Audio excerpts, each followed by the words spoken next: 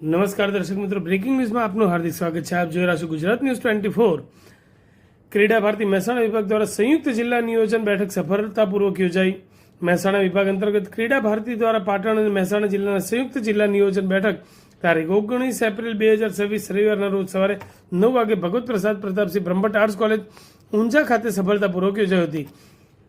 આ બેઠકમાં કુલ 30 કાર્યકરો ઉપસ્થિત રહેતા, જેમાં 22 ભાઈઓ અને 8 બહેનોનો સમાવેશ થાય છે. મહેસાણા જિલ્લામાંથી કુલ 14 કાર્યકરો, જેમાં ભાઈઓ 9 અને બહેનો 5, અને પાટણ જિલ્લામાંથી કુલ 16 કાર્યકરો, જેમાં ભાઈઓ 13 અને બહેનો 3 ઉપસ્થિત રહ્યા હતા.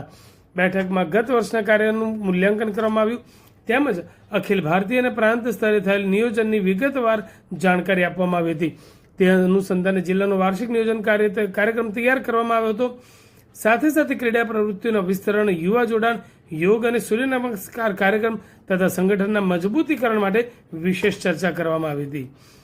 પાટણ જિલ્લા ટોળીની પણ આયોજન કરવામાં આવ્યું હતું, જેમાં પાટણ જિલ્લા ટોળીમાં જિલ્લા અધ્યક્ષ તરીકે ડોક્ટર નિપુલ સાલવી, જિલ્લા મંત્રી તરીકે ડોક્ટર વિપુલ ઉપાધ્યાયને નવી જવાબદારી સોંપવામાં આવી હતી.